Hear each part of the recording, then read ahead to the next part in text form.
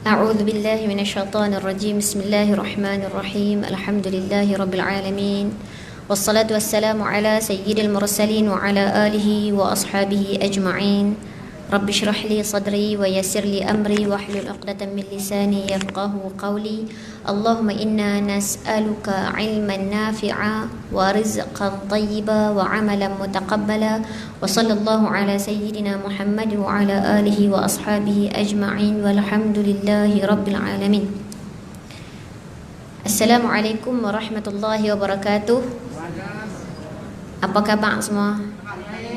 Pakai jadi orang Kedah tu. Yang orang Kedah depan ni seorang je, tiba-tiba jawab khabar baik tu. Pakai jadi orang utara. Selamat tengah hari tuan-puan yang saya muliakan. Alhamdulillah kali pertama bertemu muka, bersua mata bersama dengan tuan-puan di sini. Sebenarnya, dia ada sebenarnya.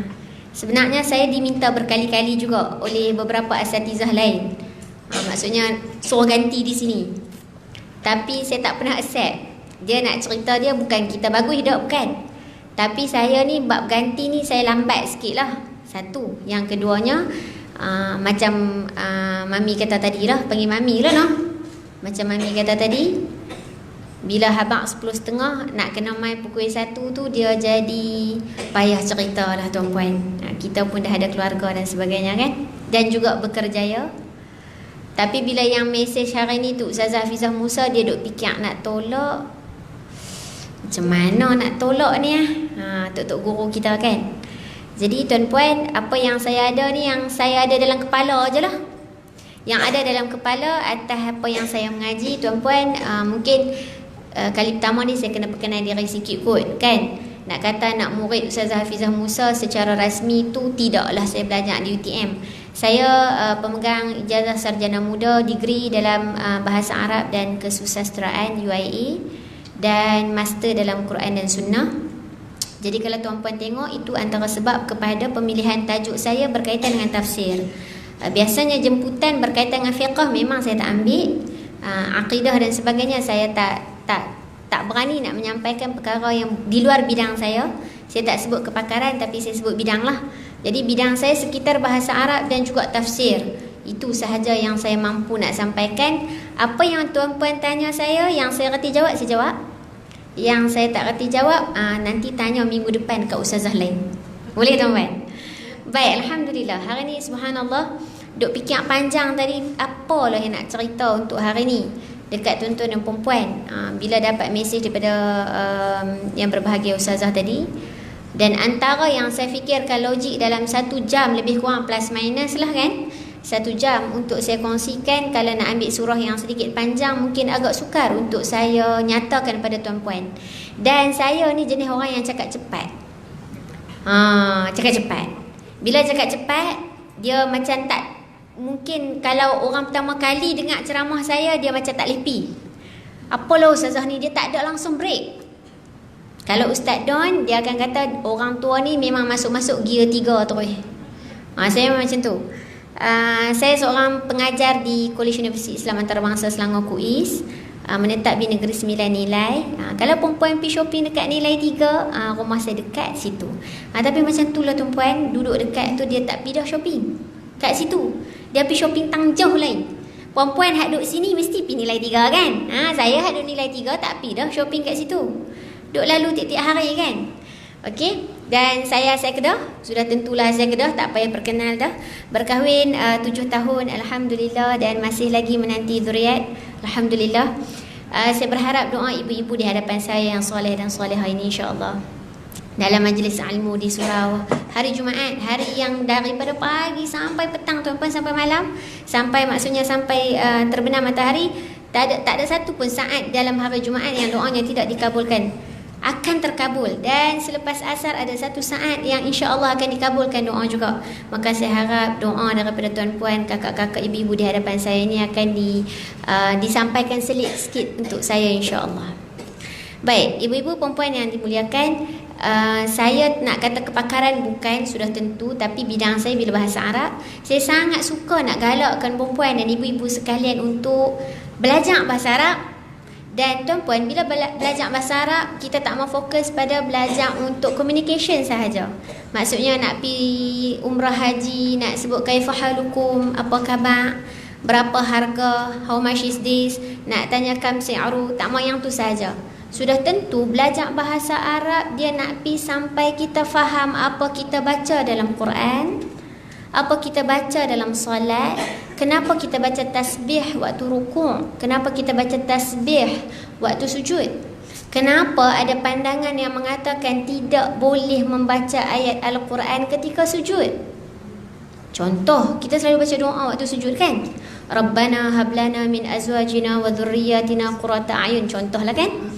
Ada pandangan kedua yang mengatakan, dan saya cenderung kepada pandangan yang kedua ini, mengatakan ayat Al-Quran tidak boleh dibaca ketika sujud. Maka macam mana kita nak beramal dengan doa-doa daripada Al-Quran waktu sujud? Sedangkan waktu sujud itulah doa yang paling baik dalam solat, betul? Namun pasal apa tak boleh baca doa daripada Al-Quran pada waktu sujud? Kerana sujud adalah posisi yang paling kita sebutkan rendah, paling hina.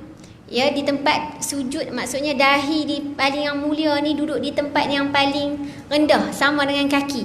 Maka ini adalah pendapat yang mengatakan sebab itu tak boleh untuk baca ayat Al-Quran pada waktu sujud. Tapi kita nak berdoa waktu itulah, sebab antara tempat ataupun saat makbul doa adalah waktu sujud.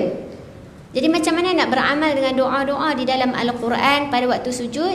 Maka saya pergi kepada pendapat yang bacalah ayat daripada Al-Quran tersebut dengan penambahan Allahumma. So perempuan jumpa dalam Al-Quran, contoh Rabbi la tadharni fardan wa anta khairul warithin. Yang ini jadi tambah Allahumma Rabbi la tadharni fardan wa anta khairul warithin. Nak baca Rabbana hablana min azwajina wa dhurriyyatina qurrata a'yun waj'alna lil muttaqina imama. Allahumma Rabbana hablana min azwajina. Hakada. Baik. Cepat kan? Ini pertama kali dengar. Subhanallah. Dia macam ni perempuan. Perempuan akan tengok banyak sangat perbezaan. Ya, mungkin ada ustazah yang mai dia cakap macam ni, ustaz yang mai dia cakap macam ni kan. Jadi yang mana yang tuan-puan berpegang, yang meyakini dengan ustaz-ustazah berikut, maka peganglah dan tengoklah kepada apa yang disampaikan. Tuan-puan, bila perbezaan, saya tak mau bincang fiqh ya perempuan. Contoh dalam bab fiqh kan ada beza juga. Mazhab Hanafi, Hambali, Syafi'i, Maliki, betul? Jadi kita pun pening, hari tu pergi kuliah ustazah ni kata boleh pegang, boleh masuk masjid waktu period. Contoh pergi satu kuliah lain tak boleh. Ada pendapat yang kata boleh ambil air semayang, wuduk lah. Orang JKR kata wuduk kan, orang Kedah kata air semayang. Ada orang Kedah kat sini? Banyak. Oh, ramai no? Oh, semangat no? Tak boleh ambil semayang waktu wuduk. Antara pendapat dia adalah pendapat mazhab Syafi'i, untuk orang yang dalam keadaan wuduk, orang yang dalam keadaan haid tak boleh ambil wuduk. Tetapi ada pendapat mazhab lain yang mengatakan boleh. Maka ini kita tak senang-senang menghukum apa punya pendapat ustazah ni mesti salah ni, batil. Tak. Kita tak berhukum begitu perempuan. Saya suka untuk mengajak diri saya dan kita semua untuk berlapang dada dengan perbezaan pendapat sebegini. Oh, ustazah ni kata macam ni, dan terutamanya dalam fiqh kita duduk di Malaysia sudah tentu berpegang dengan mazhab Syafi'i, dan pegangan kita orang awam adalah pegangan atas pegangan mufti. Mufti kita mazhab Syafi'i, kita pun kena mazhab Syafi'i. Sebab kita tak pandai nak bawa fatwa sendiri kan. Baik, tu saya kata hari ni saya pilih surah pendek tu. Baru berkenal-kenalan 10 minit kan. Saat lagi pi pederah terus, saat lagi terkejut. Baik tuan-puan, yang kedua, bila saya sebutkan saya adalah graduan bahasa Arab dan juga sarjana dalam tafsir. Dia sebenarnya kalau UIA Master Quran dan Sunnah, dia kena mengaji dua-dua juga. Quran pun kena, hadis pun kena. Cuma saya punya research paper, kedua-duanya saya buat, saya tak buat tesis, saya buat research paper. So kedua-dua research paper di dalam bidang tafsir. So saya pergi ke arah tu lebih sikit. Baik. Perempuan, ada banyak benda yang saya nak cerita dengan perempuan berkenaan dengan surah Al-Asr. Saya percaya semua yang ada di hadapan saya hari ni memang hafal surah Al-Asr, betul tak? Pejam mata gerak pun, lena pun, pejam hajar-hajar baca surah Al-Asr boleh baca. Kalau suruh baca Bayyinah lam yakunil ladina kafaru, mungkin set Ustazah hak mana kan? Surah Al-Asr, ingat sebab perkataan pertama dinamakan surah Al-Asr ini kerana ayat pertama. Perempuan, dalam Al-Quran dia ada ulumul Quran, ilmu Al-Quran, sains ataupun methodology of Quran. Kalau perempuan tengok penamaan setiap surah, dia ada kaitan dengan beberapa ayat di dalam surah tersebut lah. Contoh, kalau surah Al-Asr diambil daripada ayat pertama, wal asr, betul? Kalau surah Al-Qadr ambil daripada mana perempuan? Ustazah cuba bagi sikit perkataan pertama surah Al-Qadr. Inna anzalnahu fi lailatul qadr. Dia duduk di ayat pertama tapi perkataan yang hujung. Ini kita sebut tasmiyah, penamaan surah. So, bila dinamakan surah-surah ini, dilihat, diambil bersempena dengan apa? Surah Al-Kawthar, inna a'tainakal kawthar. Wadduha, wadduha. Wal fajr. Begitu. Namun ada yang tidak berkaitan dengan beberapa ayat. Contoh Al-Fatihah. Ada perkataan Fatihah dalam surah Al-Fatihah? Tak ada, tuan-puan. Baqarah? Tak ada juga. Bukan dalam 10 ayat yang pertama, tapi ada cerita. Salah satu cerita dalam surah Al-Baqarah itu adalah cerita tentang Baqarah. Ini sapi betina. Begitu cerita kita nak tengok dalam Al-Quran. Dia kita panggil perempuan, tengok Al-Quran ini ada 5 stage sebelum saya pergi pada surah ini. Nak duduk dengan Al-Quran, saya pesan pada diri saya dan kita semua mesti kena dengan 5 tingkat, 5 stage. Yang pertama, perempuan nak duduk dengan Al-Quran mesti mula dengan baca. Mesti mula dengan baca. Dia tak boleh lama tak baca. Saya tanya tapi jangan jawab kuat-kuat. Jawab sendiri-sendiri. Bila last baca Al-Quran? Jangan jawab kuat-kuat. Ini dia tak ingat arahan ni. Kan? Sebab kakak-kakak ibu-ibu depan kan, dia tak keluar lah naga saya tu. Kalau di quiz perempuan, orang tanya Ustazah Nur ni hak mana? Hak garang tu. Dia tak keluar hak lain. Hak garang tu kan, hak kerek tu kan, dia. Kalau dekat depan awam ni tak garang lah kan perempuan. Lagi kalau nanti mami panggil lain mai kan, mana nak pitau Ustazah mana yang mai? Ustazah yang garang tu tobat tak mai dah surau. Kamu kan? Soalan saya tadi apa dia? Bila last baca Al-Quran? Dan bagaimana situasi kita baca Al-Quran? Adakah baca bila kita sedih? Bila kita ada masalah baru baca Quran? Bila Ramadan baru baca Quran? 10 Muharram baru baca Quran? Adakah kita adalah orang yang baca Al-Quran atas situasi-situasi tertentu, hari-hari tertentu, masa-masa tertentu, bulan-bulan tertentu untuk meraih fadilat-fadilat tertentu sahaja, ataupun masa bila-bila pun saya baca? Sepatutnya begitu. Ini saya sebut baca. Sebab tu stage pertama baca. Perempuan, saya tak marah tau ni. Saya dengan semangat ni.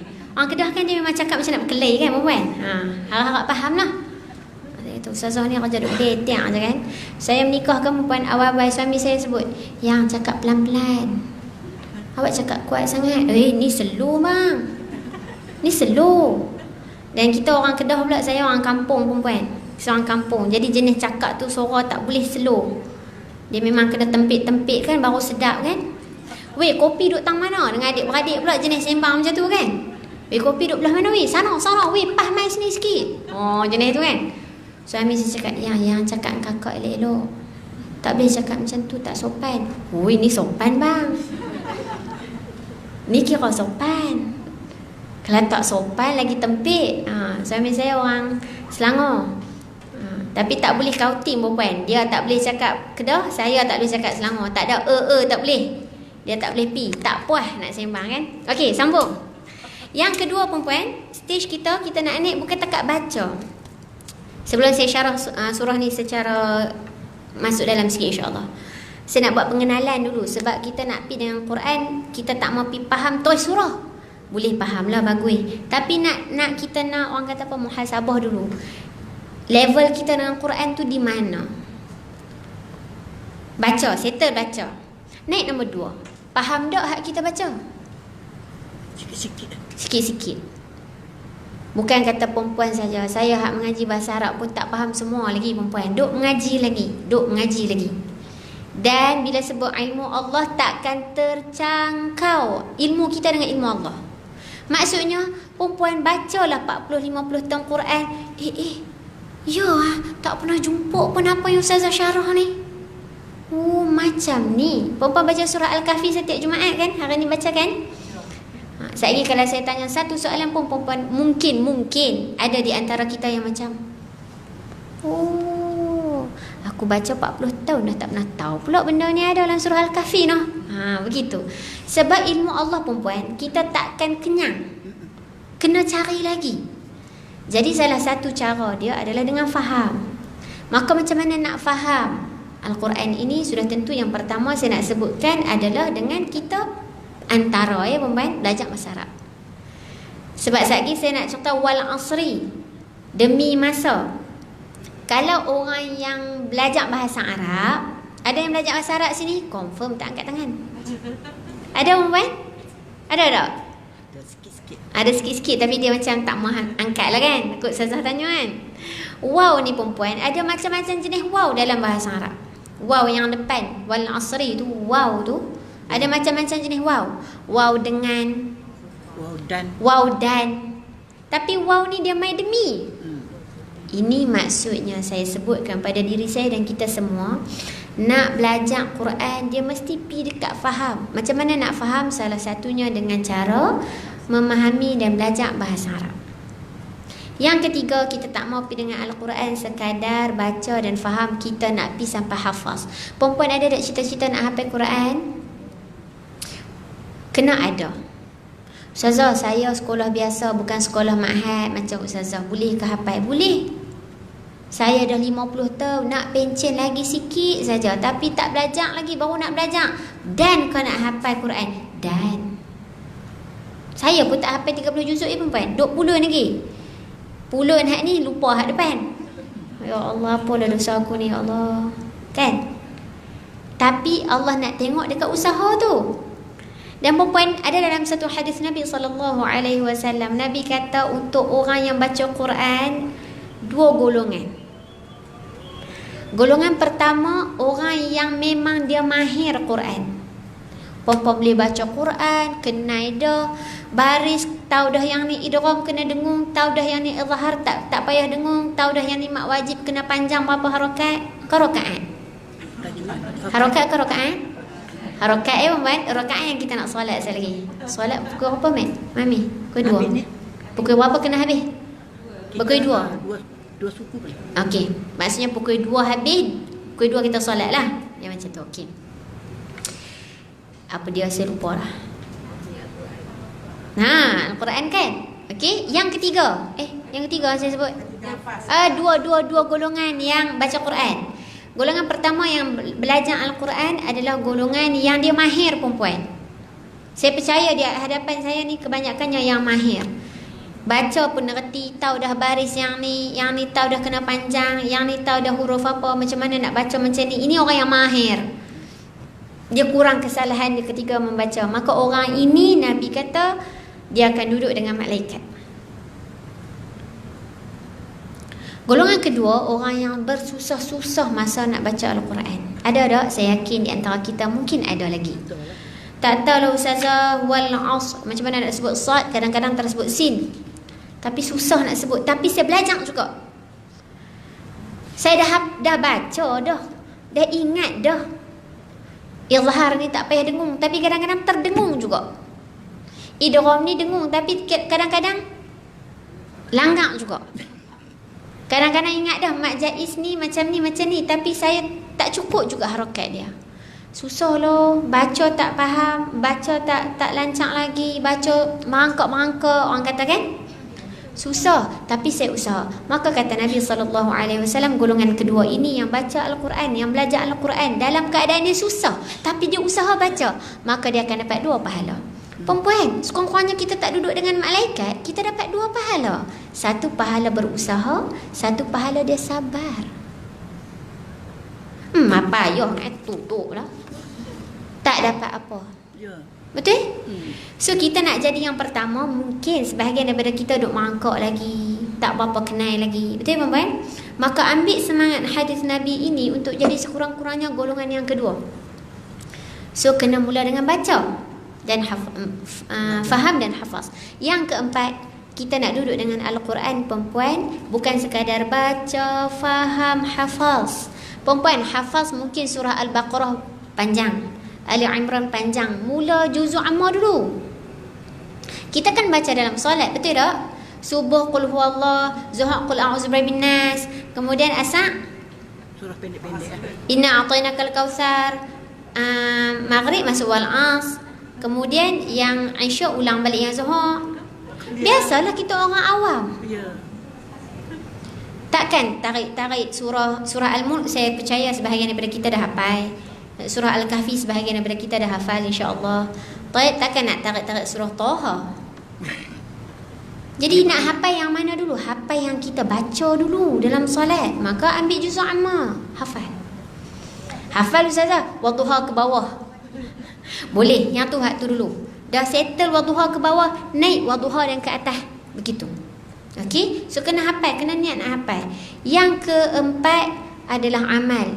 Perempuan kita nak baca Quran bukan sekadar baca, hafaz, faham dan juga apa dia sebut ni? Baca, faham, hafaz, tapi kita nak pergi amal.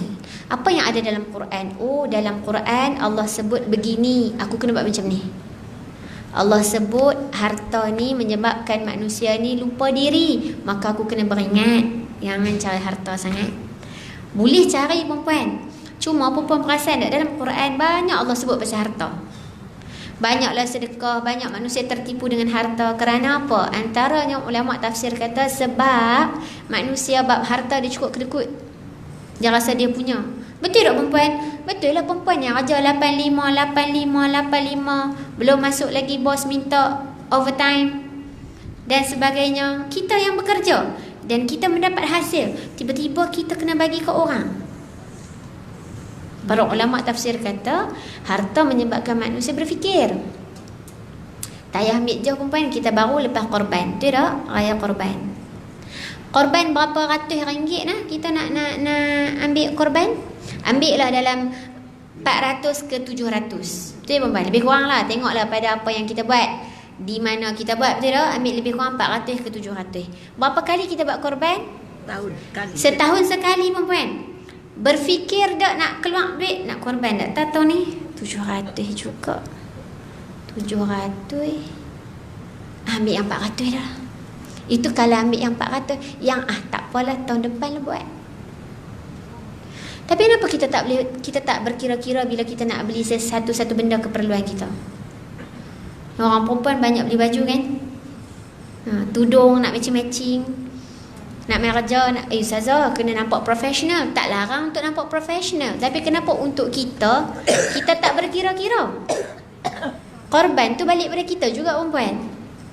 Betul? Korban setahun 700. Kita fikir, ya Allah, mahal lah, ada tak yang lebih murah benda ni? Tak payahlah ambil yang besar sangat, ambil yang kecil-kecil. Ada tak dalam 200? Tak ada dah lah ni. Ya, 400 setahun perempuan. Kita berfikir. Ya. Baju, tudung, handphone kita, sofa, tirai kita. Tak ada pula kita fikir mungkin fikir anggap, weh mahal kot tirai ni, tapi boleh lah. Tirai ni langsir. Mami kena tolong terjemah kat saya. Okey perempuan, sebab apa banyak cerita tentang harta di dalam Al-Quran? Kerana harta menyebabkan manusia lupa diri dan kedekut, sayang, cinta dunia. Maka kita nak baca Quran bukan sekadar baca perempuan. Yang keempat, amal. Apa yang Allah pesan dalam Quran kita nak beramal. Dan yang kelima adalah budayakan. Budayakan maksudnya perempuan, kita nak berubah hari ni dengan Quran. Bukan kita seorang dalam Quran, nak baca Quran dalam keluarga. Hari ni kita balik ajak anak kita baca Quran, ajak suami kita baca Quran. Bang, jom kita pergi kuliah tafsir, belajar Al-Quran. Apa yang kita baca selama ni tak faham, jom kita pergi belajar. Budayakan. Kalau sebelum ni dalam keluarga mungkin kita seorang sahaja yang baca Al-Kahfi hari Jumaat, kan? Bermula minggu depan, bang, jom baca Al-Kahfi sama-sama. 110 panjang sangat. Tak apa, Nabi sebut 10 yang pertama dan 10 yang terakhir. Boleh puan-puan, 10 yang pertama, ada riwayat kata 10 yang pertama, ada riwayat kata 10 yang terakhir. Nak ambil yang dua-dua pun boleh, 10 pertama dan 10 yang terakhir. Tapi ingat 10 yang pertama dan 10 yang terakhir hadis Nabi ini adalah yang pertama 10 dan yang terakhir 10 ini adalah untuk menyelamatkan daripada usima minad dajjal, daripada dajjal. Tapi ada satu hadis Nabi SAW yang lain yang mengatakan siapa yang baca surah Al-Kahfi maka dia akan adha'alahu minan nur, dia akan mendapat cahaya. So nak dapat cahaya dia tak boleh baca 20, dia kena baca 110.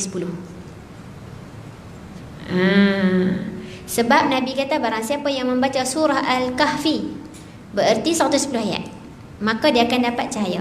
Saya tak niat nak panjangkan yang tu perempuan, sebab yang tu dia dah pergi ke surah Al-Kahfi. Baik, kita nak balik surah Al-As. Walaupun sebenarnya baki dalam lebih kurang 35 minit sebenarnya, dan surah pendek 3 ayat. Tapi perempuan, kalau saya cerita detail, dia boleh pergi lebih daripada sejam. Saya memang akan kalau saya pergi mengajak tafsir, saya memang akan mengajak siap sekali dengan whiteboard. Sebab saya suka nak bagi perempuan nampak. Tapi hari ni mungkin tak ada kesempatan. Kita tak ada masalah sebab baki 35 minit. Perempuan, saya nak pergi surah yang ada 3 ayat sahaja, surah Al-Asr. Pasal apa saya pilih surah ni? Satunya sebab pendek lah.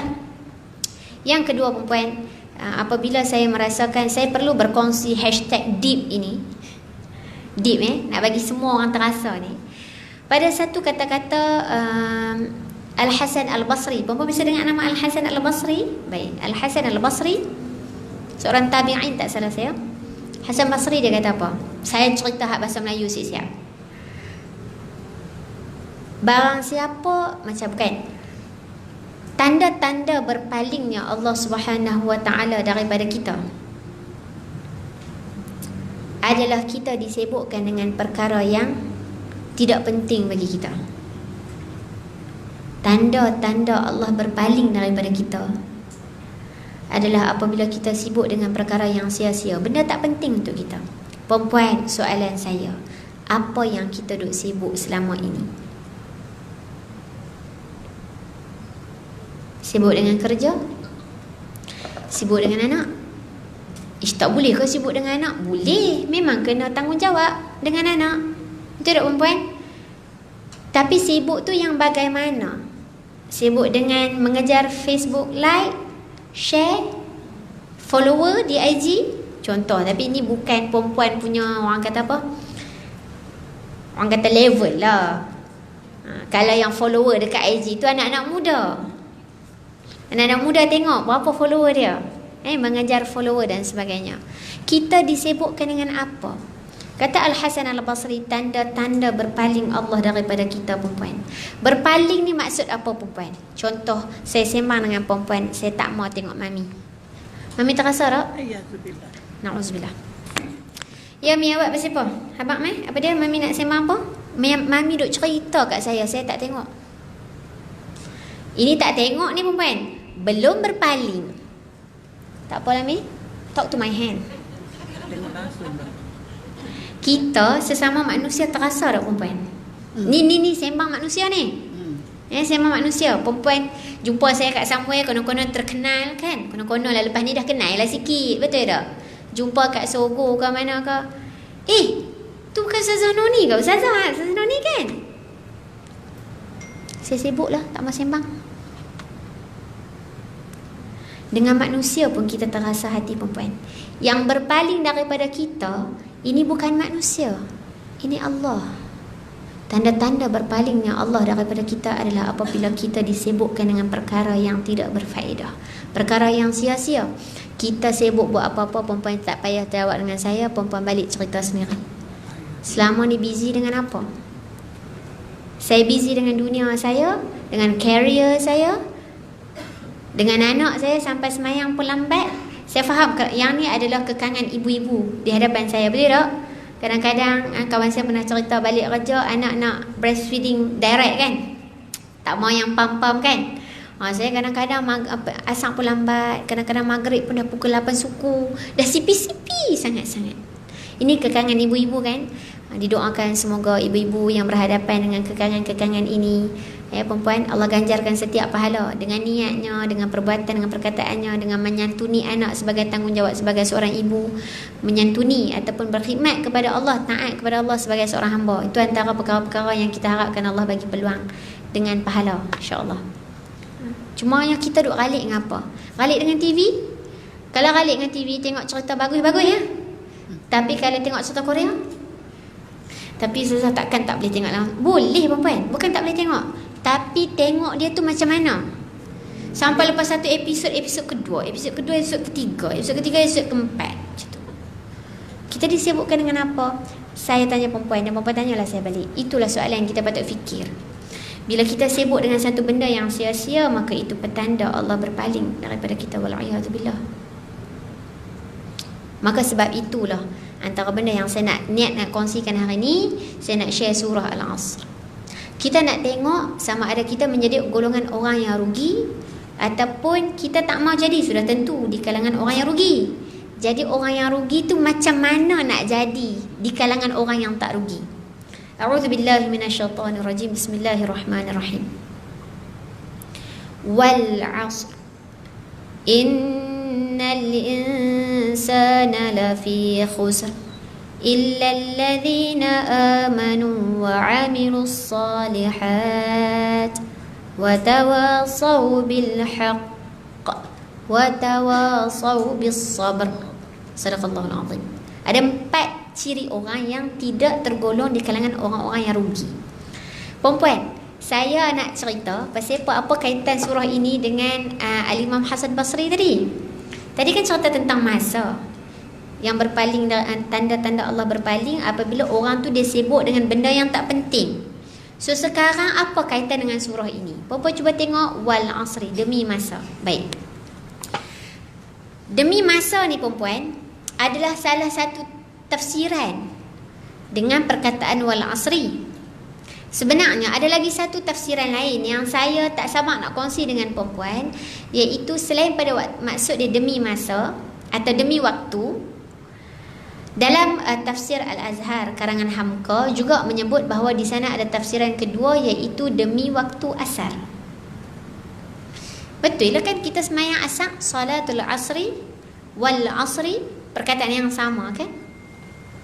Dan kalau perempuan ada kesempatan belajar bahasa Arab kan, al-asr ini juga berkaitan dengan perkataan asir, jus. Ada kaitan. Dia ada kaitan. Apa kaitan waktu ataupun masa dengan jus? Tapi kita tak cerita hari ni lah perempuan. Dah lah tengah hari kan. Dah lah ustazah baru kenal. Tiba-tiba bagi benda banyak sangat berat. Pening kan? Demi waktu asar. Sebab saya tak mau panjang kat demi masa, sebab perempuan dah, saya rasa semua orang tahu pasal tafsiran tersebut. Demi masa, demi waktu yang sedang berjalan sekarang. Tapi saya nak cerita yang kedua, demi waktu asar. Perempuan, dalam salah satu ilmu Al-Quran, kita ada sebut nama dia adalah asbabun nuzul. Perempuan biasa dengar? Biasa dengar tak? Biasa adalah pernah. Okey, pernah dengar? Pernah kan? Ya. Okay, asbabun nuzul ataupun sababun nuzul, sebab kepada penurunan sesuatu surah atau sebab penurunan sesuatu ayat. Okey. Bererti perempuan, bila kita baca Al-Quran, ada ayat-ayat tertentu atau ada surah-surah tertentu. Surah biasanya semua surah. Ayat mungkin ada setengah-setengah ayat. Okey.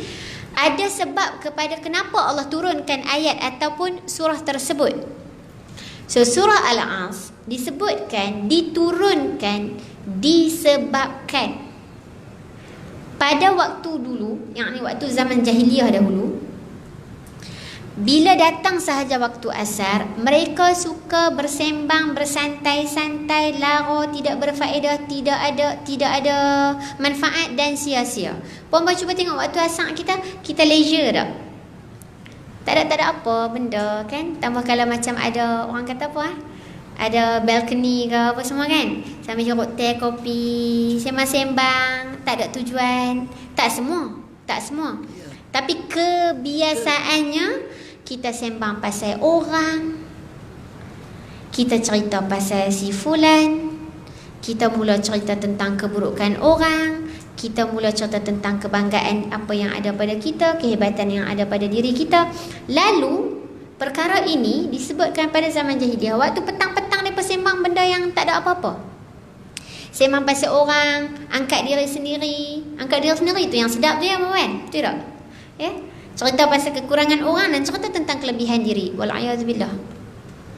Ini antara benda yang kita takuti. Ya, yang nampak keaiban orang, yang nampak keaiban orang, yang lupa keaiban diri, ini paling takut. Na'udzubillah min zalik. Baik.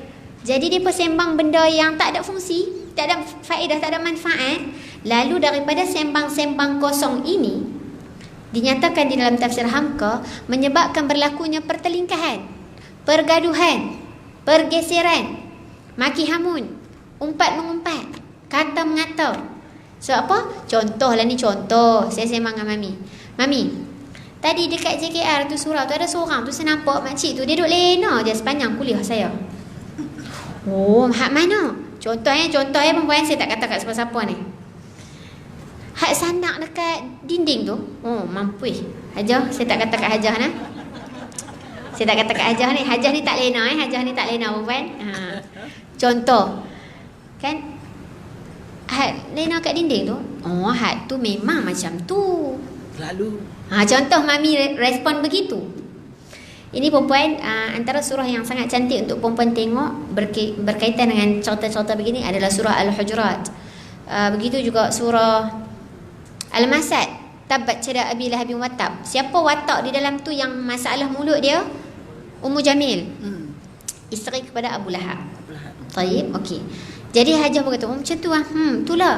Contoh ni. Contoh. Hajah-hajah perempuan. Contoh. Oh, dia memang macam tu, Mami kata. Itulah. Apa mengaji lagu tu? Mami pun kata, itulah saya tak pernah lena kat dalam kuliah. Angkat diri. Nampak tak perempuan dia start. Ya, tiba-tiba Hajah baju purple kan? Hajah apa nama Hajah? Hajah Nisa.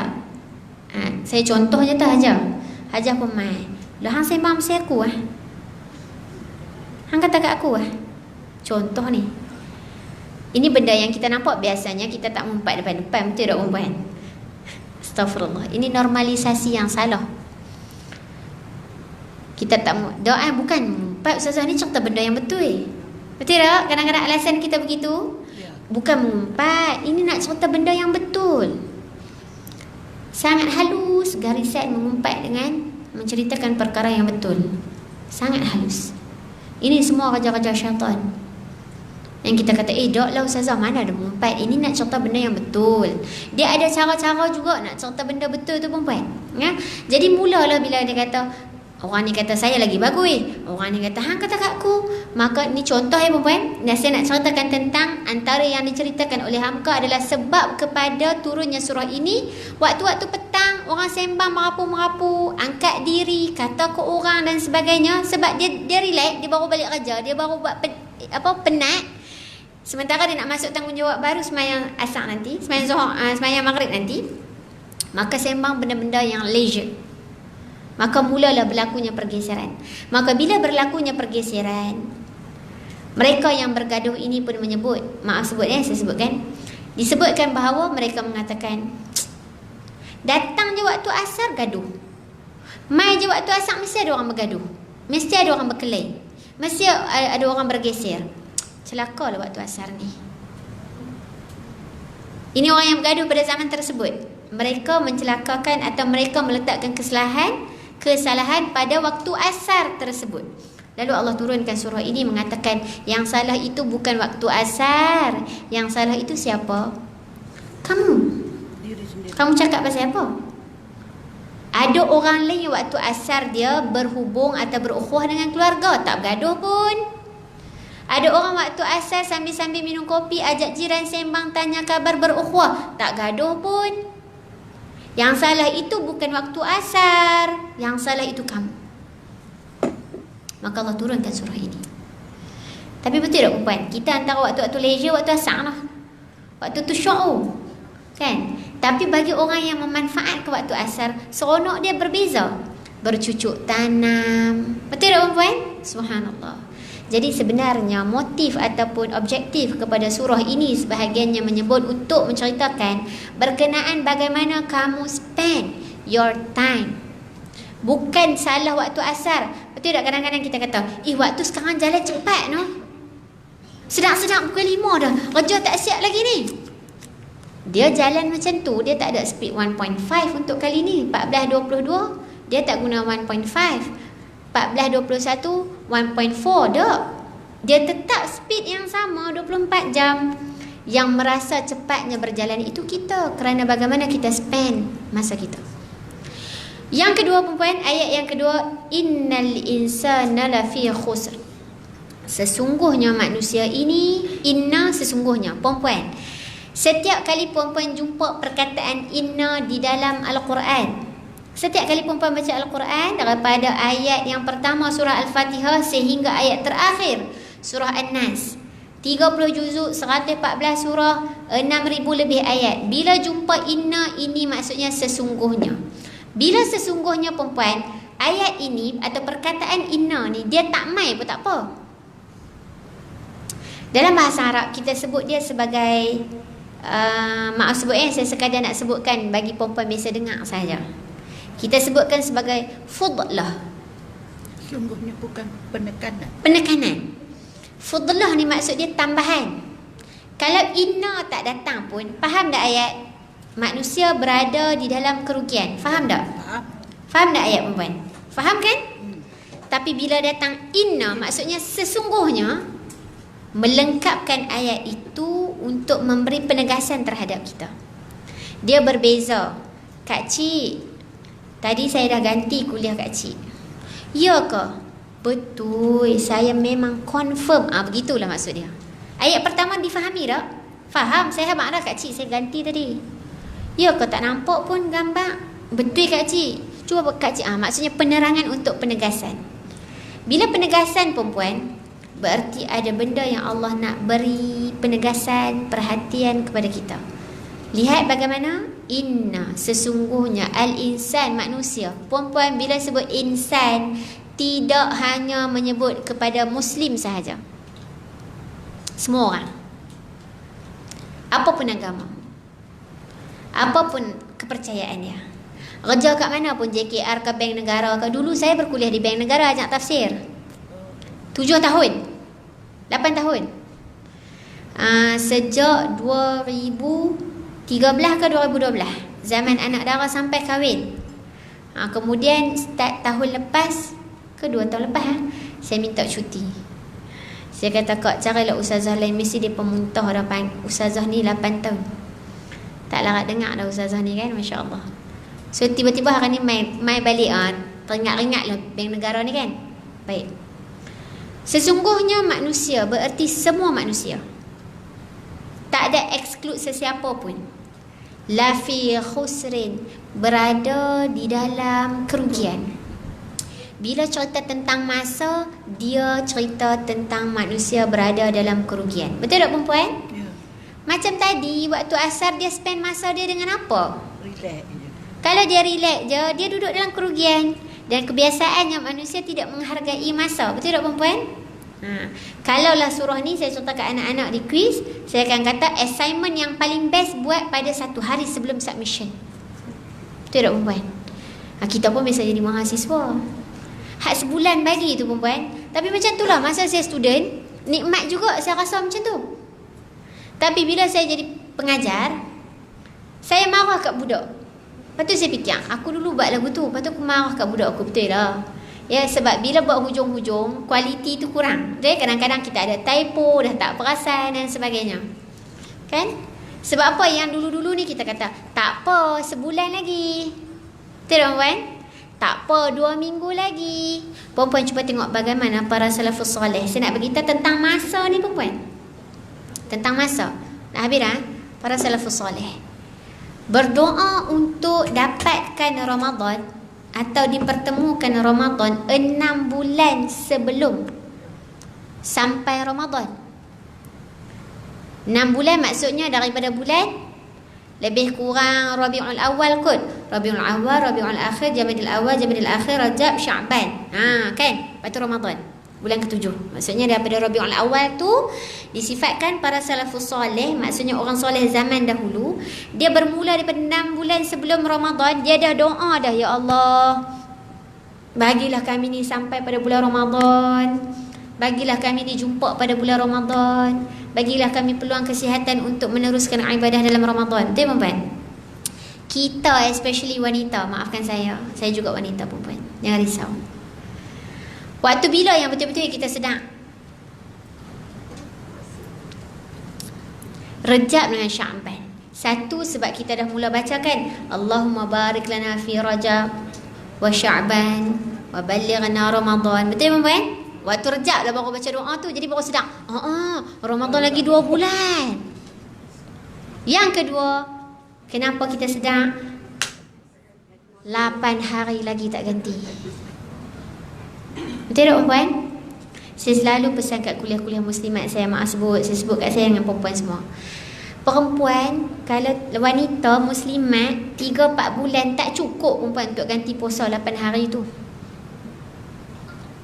Ni saya pesan kat diri saya dan kita semua, 8 hari, mungkin kita nampak 8 hari je. Ada berapa bulan lagi? 4 bulan lagi. Dan itu belum masuk kalau teraksiden mengandung perempuan. Betul tak, Mami? Saya tak pernah lah rasa mengandung lagi. Saya harap doa ibu-ibu sekalian yang ada untuk saya, insya-Allah. Tapi kalau saya tengok kawan-kawan saya, adik-beradik saya kan, tiba-tiba first trimester tu morning sickness. Ada kawan saya dia tak ada morning sickness, dia ada evening sickness. Ada juga anak perempuan. Masya-Allah, la haula wala quwata illa billah. Pagi dia okey, dia lantak makan semua.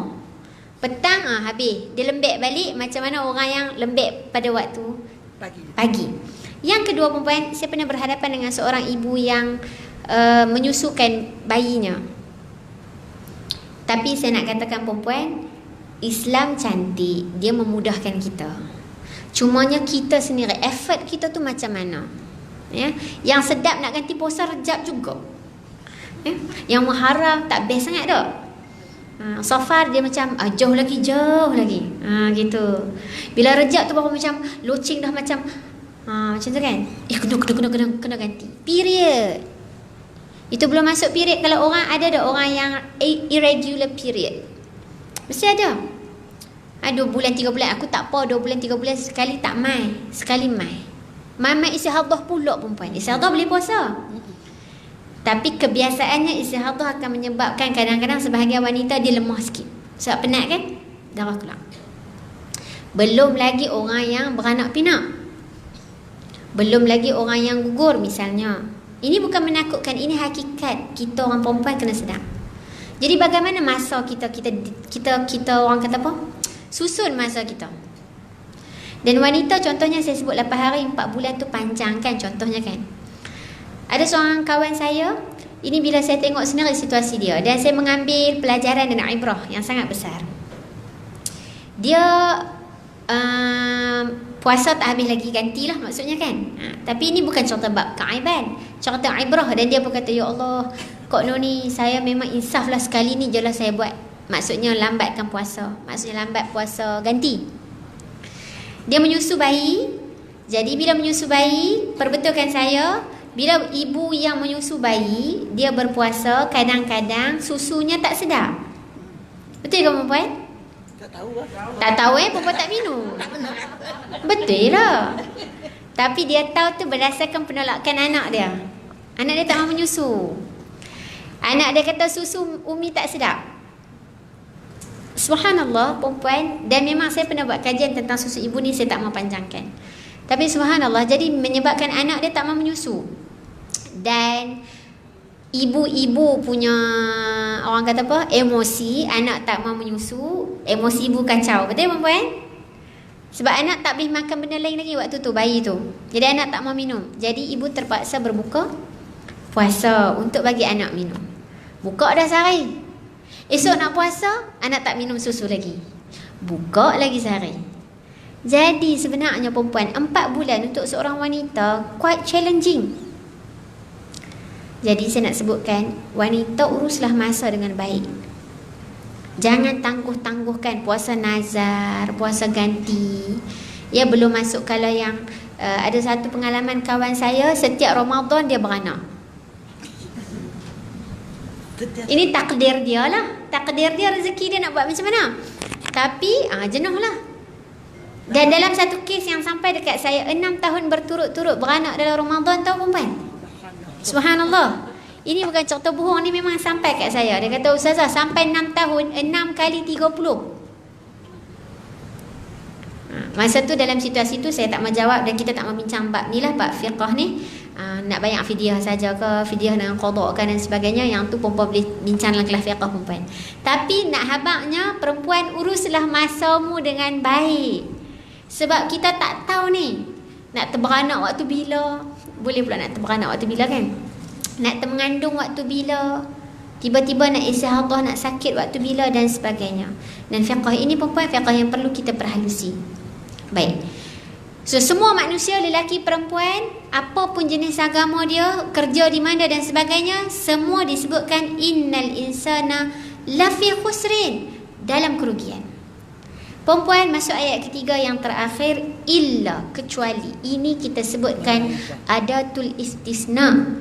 Adatul istisna ni kalau dalam bahasa Arab, adatul istisna dalam bahasa Melayu ialah adanya pengecualian. Telah datang ke semua muslimat ke surau untuk mendengar kuliah kecil, kecuali jabatan sekian, contoh. So maksudnya pengecualian ya perempuan. Baik. Berarti perempuan, Allah kata dah semua orang dalam kerugian. Tapi ada pengecualian. Orang yang dikecualikan ini, dia tidak duduk dalam kerugian. Maka dia mendapat keberkatan waktu yang baik, insya-Allah. Siapakah dia? Yang pertama, allazina amanu, mereka yang beriman. Perempuan, iman ada 3 ciri. Ciri yang pertama, dia mengaku dengan hati. Iman, ciri iman yang kedua, dia mengaku dengan lisan, lidah. Dan ciri iman yang ketiga dan yang terakhir adalah menzahirkan dengan tindakan dan perbuatan. Nak bagi tahu kata, orang beriman, dia tak mengaku saja. Beriman tak kamu? Beriman. Apa khabar iman kamu hari ni? Oh, baik, iman saya baik. Tak ada bukti. Tadi tak nampak solat pun. Nanti. Tak. Iman dia mesti mai dalam 3 ni perempuan. Hati pun mengaku. Iman tu 6 rukun perempuan. Kita hafal dah kan? Rukun yang dalam hati, kita mengaku beriman kepada Allah. Di lidah, beriman kepada Allah. Tetapi yang lebih besar daripada itu adalah dibuktikan dengan perbuatan. Apakah tanda kita beriman kepada Allah? Contoh, solat, aurat, Quran, puasa dan sebagainya. Apakah bukti kita beriman kepada Rasulullah sallallahu alaihi wasallam? Ambil hadis Nabi, buat. Apa yang Nabi larang, tak buat. Itu tanda iman kita kepada Rasul. Apa tanda iman kita kepada hari akhirat? Beramal untuk hari nanti. Sebab yang ni dia orang kata apa? Kadang-kadang kita ni, betul ke ada hari akhirat ni? Betul tak ada hari kebangkitan? Kita ingat hidup kita selesa di dunia. Tak, iman kita masih dibuktikan. Dan perempuan, tengoklah dalam Al-Quran, bila kita baca ayat Quran tentang iman, dia mesti selalu datang dengan gandingan amal. Betul perempuan? Illal ladzina amanu wa amilus solihat. Baca tang mana lain mesti dia mai iman dengan amal, amal dengan iman. Ada tempat iman dengan amal, ada tempat amal dengan iman. Tapi kebiasaan kita jumpa iman dengan amal. Bukan kebiasaan, maksudnya mungkin yang kita perasan iman dengan amal. Itulah maksud iman. Iman perlu datang dengan pembuktian amal soleh. Dia tak sekadar dia mengaku kepada qada dan qadar, tapi amal dia tak macam qada dan qadar. Maksudnya beriman dengan qada dan qadar. Perempuan, beriman dengan qada dan qadar ini antara saya kira yang sangat sukar Mami? Perbuatan sukar. Kan? Sukar. Kalau iman yang lain tu mungkin senang sikit. Iman qada qadar ni kan perempuan, bila yang jadi masalah? Bila berlaku sesuatu perkara di luar jangkaan kita. Waktu tu iman kepada qada dan qadar tercabar. Ya, kita plan elok, ya, plan elok, tiba-tiba berlaku satu musibah. Dan kita pun kadang-kadang bertanya, kenapa aku wahai Allah? Kenapa bukan orang lain? Kenapa ni yang saya kena hadap wahai Allah? Kenapa saya? Waktu tu perempuan, iman kepada qada dan qadar kita sedang teruji. Sebab tu perempuan, kita nak hati kita ni balik kepada Allah dalam keadaan dua benda. Ya ayyatuhan nafsul mutmainnah irji'i ila rabbiki radiyatan mardiyah. Radiyatan mardiyatan. Kita redha kepada Allah dan Allah redha kepada kita. Allah redha pada kita ni susah dah nak dapat perempuan. Allah redha pada kita. Susah ke? Senang. Tak tahu ustazah je lah jawab. Redha, Allah redha pada kita ni susah dah nak dapat. Nak jawab pun semua salah kan. Ish, ni akidah ni ustazah tak boleh jawab ni kan. Redha Allah pada kita senang je nak dapat. Cakap mudah lah kan. Apa dia? Dengan cara kita buat apa yang Allah suruh, kita tinggalkan apa yang Allah larang, insya-Allah Allah redha pada kita. Allah kan Maha Pengampun, Allah kan Maha Penyayang perempuan. Sudah tentu apa yang kita, maksudnya kita follow apa yang Allah suruh buat, insya-Allah Allah redha pada kita. Tapi masalah kita adalah kita nak redha kepada Allah tu. Maksud kita redha kepada Allah adalah kita redha dengan apa yang Allah tentukan. Kenapa begini Allah tentukan? Kenapa bukan begini? Kenapa saya dah plan macam ni wahai Allah, tapi kenapa tak dapat? Kenapa wahai Allah aku dah doa benda ni 20 tahun tapi sampai hari ni tak dapat? Kenapa aku dah kahwin wahai Allah tapi aku belum dapat anak? Kenapa aku dah kerja 20 tahun tapi belum naik pangkat? Kenapa? Radiyatan tu masalah tu. Kita nak redha pada apa yang Allah susun tu, yang kadang-kadang kita question kan, saya ni dah macam ni, tapi tak boleh juga. Dah cari dah, ada usaha dah cari jodoh. Ada yang bujang di sini, didoakan insya-Allah mendapat jodoh yang soleh, yang soleha. Dan mungkin ada sebahagian yang masih menanti zuriat macam saya, insya-Allah didoakan semoga mendapat zuriat yang soleh dan soleha. Ada yang sakit di dalam ni, semoga Allah berikan kesembuhan dan kesihatan, insya-Allah, amin. Ada lagi orang-orang yang banyak doanya tak terkabul lagi. Dan sudah tentu perempuan, tanda kita ni hamba memanglah banyak lagi benda kita tak dapat kan. Dan kita pun bertanya, kenapalah aku dah buat banyak dah. Perempuan, ada satu kata-kata dalam bahasa Arab ni, dia kata macam ni, tanda-tanda orang itu bersangka baik dengan Allah adalah dia tetap terus berdoa walaupun dia tak dapat lagi. Ya, betul. Tu tanda sangka baik dia dengan Allah. Aku tahu ya Allah, kau mesti bagi. Cuma bagi bila tak tahu. Mungkin bagi, aku doa hari ni, saya doa hari ni dapat esok, saya doa hari ni dapat tahun depan, saya doa hari ni dapat 10 tahun lagi, atau mungkin Allah tangguh di dunia dan Allah akan berikan yang lebih baik di akhirat. Kita tak tahu pun. Jadi siapa yang tetap meneruskan doa dia dalam keadaan dia tak dapat lagi apa yang dia mohon, itu adalah orang yang bersangka baik dengan Allah, husnuzan billah. Tapi dia doa 20 tahun, letih lah doa Allah tak dengar ni doa aku. Maka perempuan, dia dah hilang nikmat untuk sangka baik dengan Allah. Sangka baik ni susah perempuan, betul tak? Ya, kita sebagai manusia kadang-kadang ada tersangka buruk dengan orang dan tersangka buruk dengan Allah. So teruskan berdoa. Baik. Ilal ladzina amanu wa amilus solihat. Dan juga golongan kedua adalah orang yang beramal soleh. Perempuan, kalau perempuan yang menulis atau perempuan tak tulis pun tak apa, ingat saja. Kalau saya ajak tafsir ni perempuan, saya kongsikan tentang tafsir, saya blend ya perempuan. Maksudnya kalau perempuan, contohlah perempuan ada di rumah tafsir Al-Munir macam yang ada di tangan saya, mungkin ada yang perempuan tak jumpa poin saya. Sebab kadang saya baca daripada Hamka, daripada yang lain-lain, jadi saya blend. Okey? Baik. Al-iman dengan al-amal ini lebih menjurus kepada individu. Saya beriman dan saya beramal. Perempuan balik pada diri sendirilah. Maksudnya individu kita. Saya beriman dan saya beramal. Baik, cuba tengok golongan ketiga.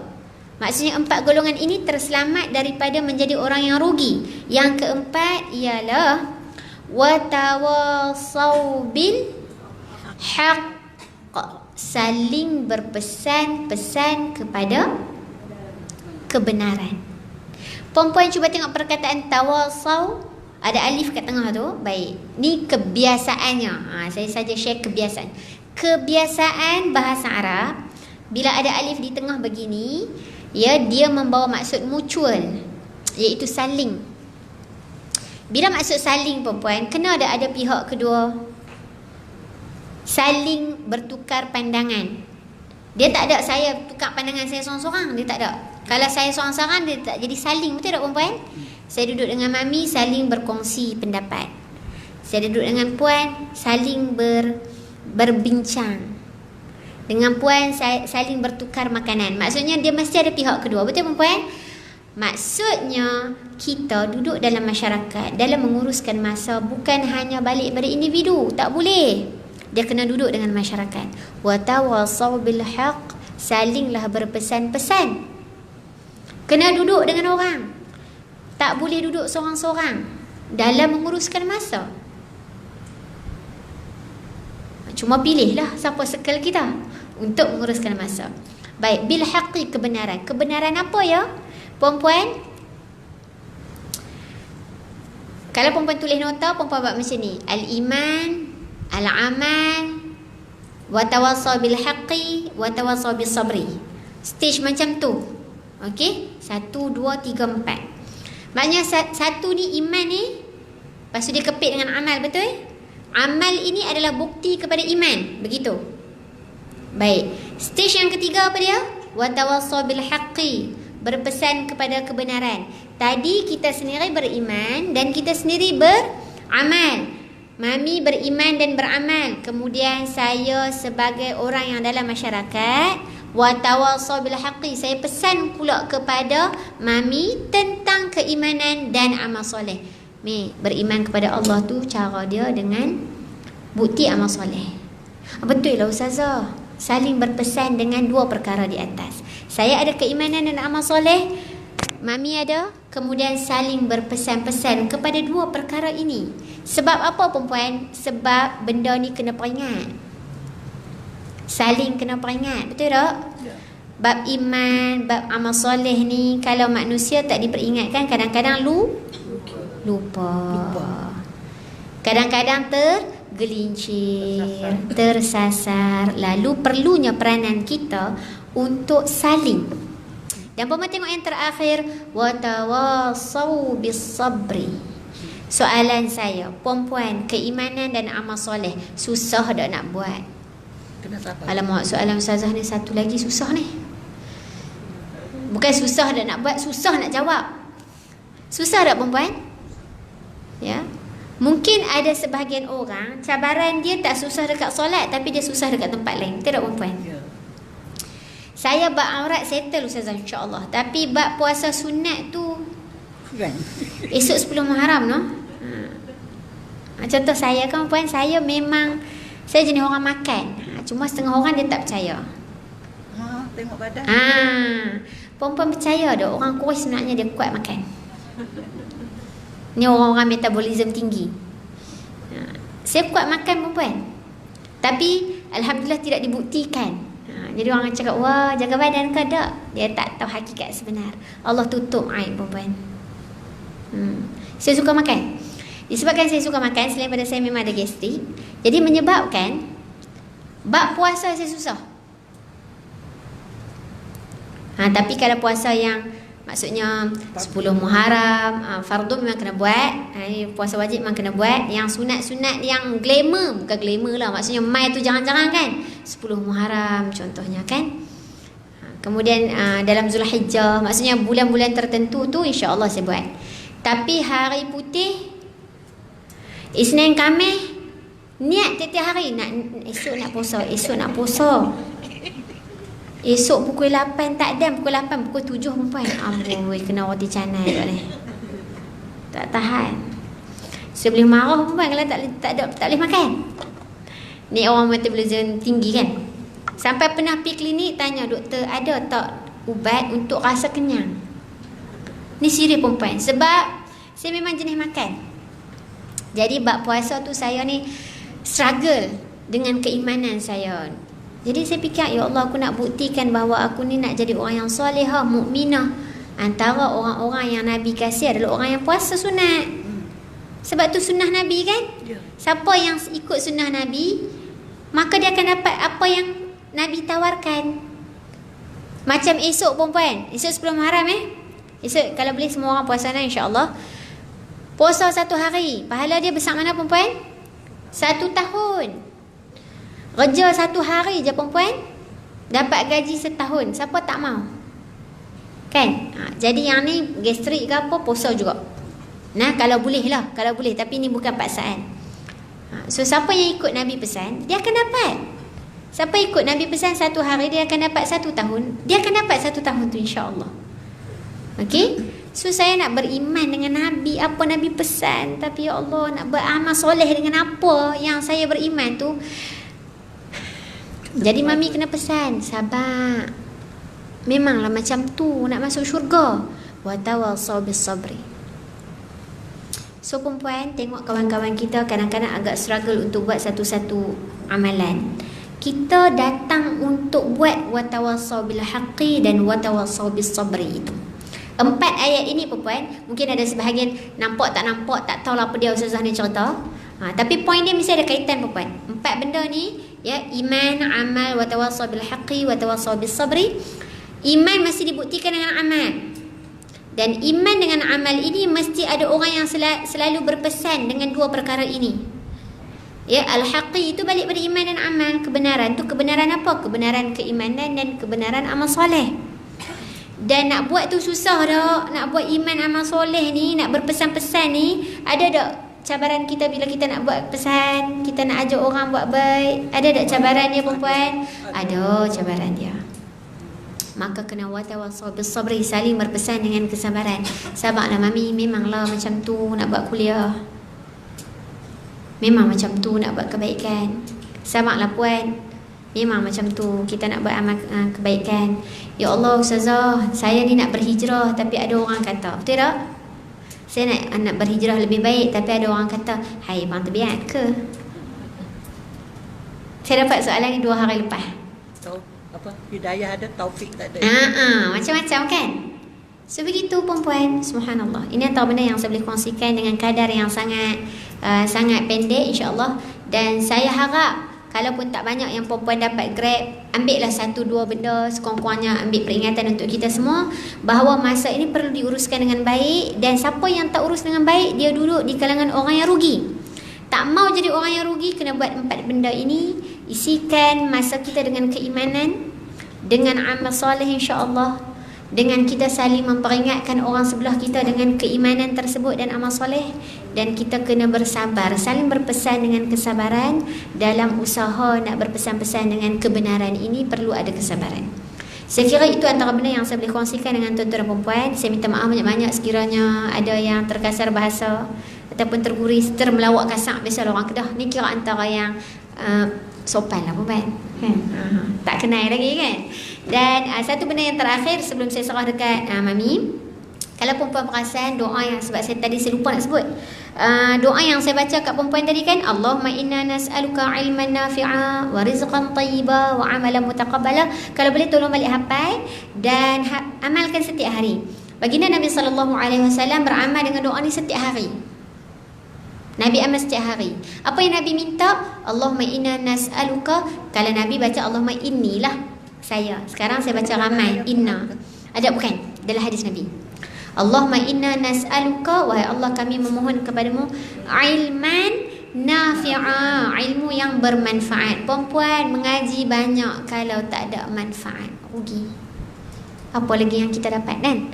Mengaji kan? So nak ilmu yang bermanfaat. Cara bermanfaat macam mana? Kita amal dan kita sebarkan. Yang kedua, Nabi baca apa dia tadi? Wa rizqan tayyiba, rezeki yang baik. Baik ni perempuan dia mesti ada 2 benda. di dalam rezeki yang baik. Yang pertama, rezeki yang baik mesti halal. Yang kedua, mesti berkat.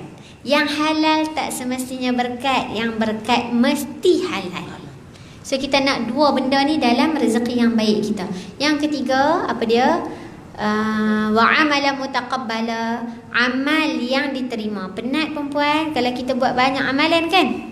Sedekahnya, puasanya, solatnya pagi, petang, siang, malam, rukuk, sujud semua, baca Quran. Tetapi akhirnya sia-sia dan tidak diterima kerana adanya riya, adanya sum'ah, adanya ujub, adanya takabur dan sebagainya. Jadi kita doa, tak mau jadi muflis kan? Jadi kita doa kepada Allah, semoga Allah terima amalan kita, Allah berikan rezeki yang baik dan Allah berikan kita kesempatan untuk mendapat ilmu yang bermanfaat. Aqulu qawli hadza wa astaghfirullah li wa lakum. Wassalamualaikum warahmatullahi wabarakatuh. Doa. Oh, Al-Fatihah. Bismillah.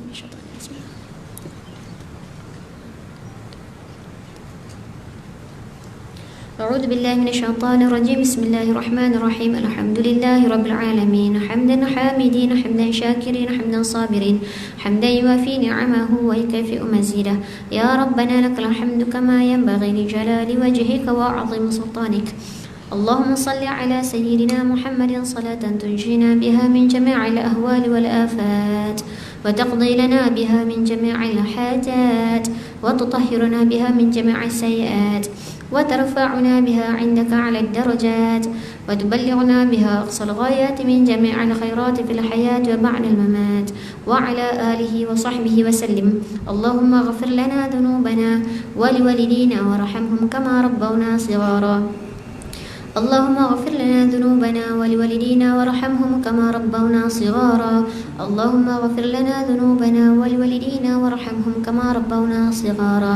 ولجميع المسلمين والمسلمات والمؤمنين والمؤمنات والمعلمين والمعلمات والمجاهدين والمجاهدات الأحياء منهم والأموات برحمتك يا أرحم الراحمين. اللهم إنا نسألك رضاك والجنة ونعيمها واستبرقها، ونعوذ بك من سخطك والنار وأغلالها وسلاسلها. وصلى الله على سيدنا محمد وعلى آله وأصحابه أجمعين. سبحان ربك رب العزة عما يصفون، وسلام على المرسلين، والحمد لله رب العالمين. تقبل الله منا ومنكم.